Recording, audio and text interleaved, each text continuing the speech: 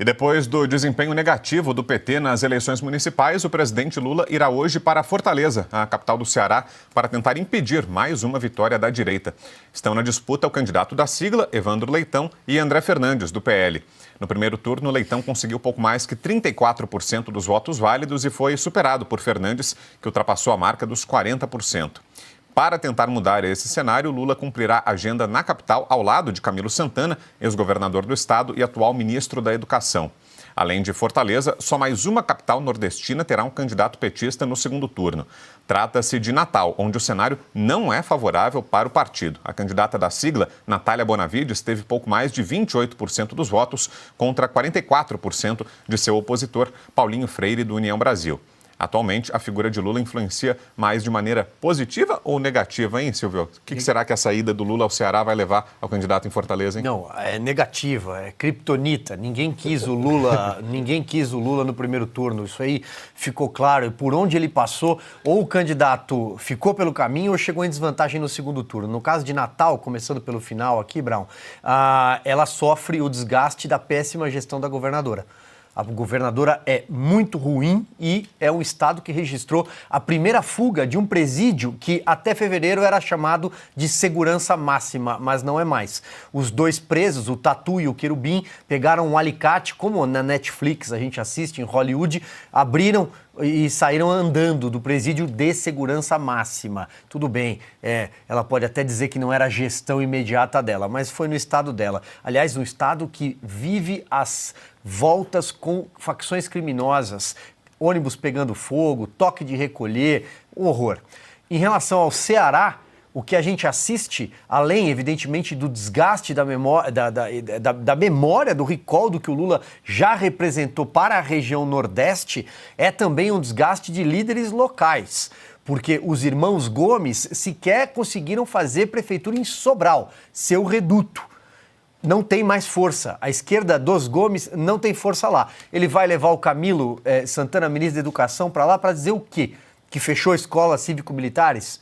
Qual foi a grande obra da educação até agora?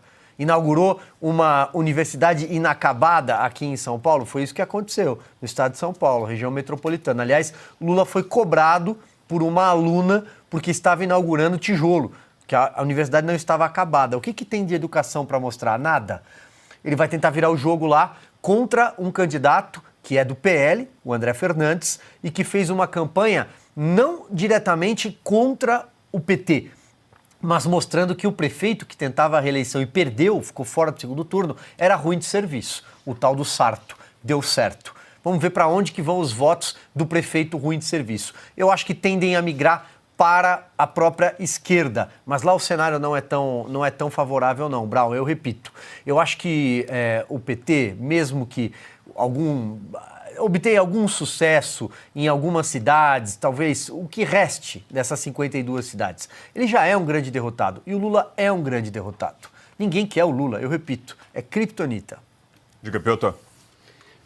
O caso de Fortaleza, o Silvio lembrou, por exemplo, da força decadente hoje, que é, por exemplo, os irmãos Gomes, e eu acho que este eleitor, que obviamente no primeiro turno é uma eleição, se a gente lembrar o clássico de se falar, no primeiro turno você vota em quem você quer e no segundo turno você olha para um cenário mais claro, de quem você, por exemplo, para quem não foi para o segundo turno, quem eu rejeito mais, ou seja, índice de rejeição conta muito.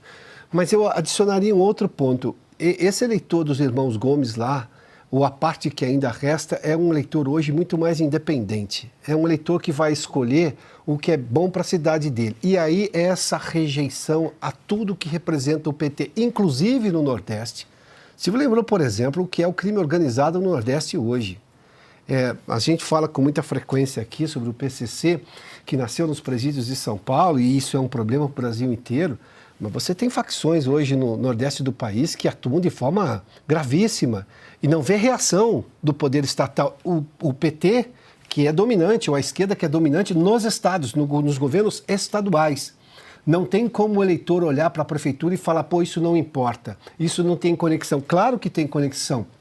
Ou seja, se Lula escolheu a Fortaleza, não é por acaso, é porque ele vê que o risco maior é lá. E, obviamente, que eles têm pesquisas internas também que estão demonstrando isso, mas o resultado do primeiro turno não é uma pesquisa, é uma demonstração clara de que o PT está perdendo a sua hegemonia ou importância ou a crença do eleitor na região nordeste do país. E Fortaleza pode ser, sim, mais uma derrota para o PT também agora no segundo turno, como já foi no primeiro turno.